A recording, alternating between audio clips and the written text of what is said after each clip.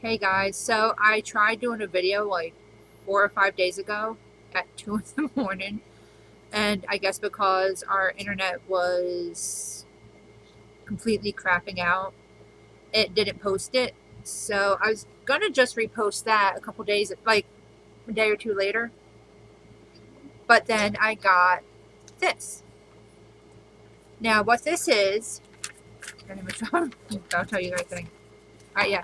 What this is the paperwork from my EEG, the one that I got at the end of June. So I'll give you guys the Cliff Notes version. Pretty much what it says is I underwent 2 days of continuous video monitored EEG. They didn't notice anything abnormal. One mild event was recorded. This part I'll read you guys what it actually says, because it's the way they worded it is almost like the best way to explain what a very mild tardive dyskinesia episode looks like, at least for me.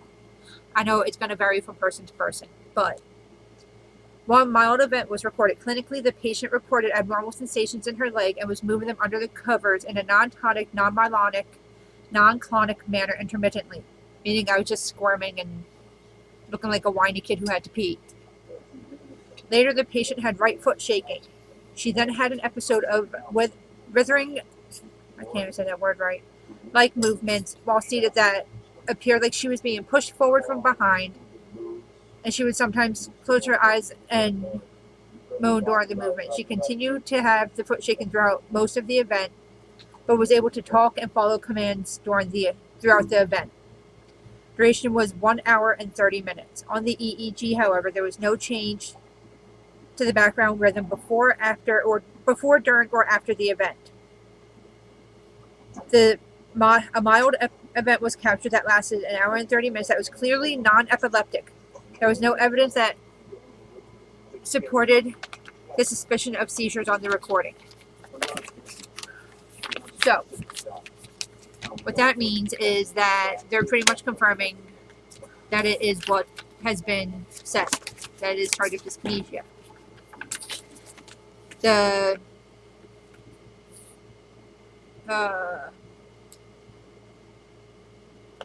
I guess the lady who read the EEG also wrote a note. She pretty much put, I had a mild event that was typical, and it was definitely non-epileptic. There was some similar movements that is sometimes seen in patients with PNEA. However, I retained awareness and was able to interact. Despite that, the fact that these can last up to 6 days and I can communicate is more suggestive of a movement disorder. So this is pretty much what I needed to be able to give the insurance company to move forward towards getting DBS. And to give the attorney, I'm going to be very vague on that because of the fact I'm not sure what I am and am not allowed to discuss. But after some consideration, my husband and I have decided to go after Abilify because of the fact this is pretty much not going away. I've had it for over 2 years. It's actually been getting increasingly worse over the 2 years. I mean, and now they're going to be doing surgery to repair what Abilify did to me. So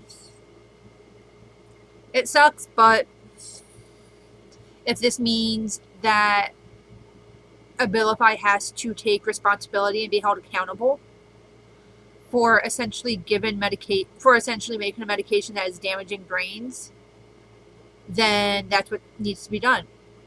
I also wanted for the doctor to be named in the suit, but they said that would be something else completely because of the fact I went to him. I was having a full-blown violent episode. And he told me, withdrawal's a bitch, I'll see you in 6 to 8 weeks. What doctor says that? Now, mind you, I have no history of drug abuse, so that was special. But I wanted to do an update and let you guys know that, got the EEG results, so that's a plus. But I hope everyone has a great weekend. I don't know, I might do another video next week or something. So, yeah. Bye, guys.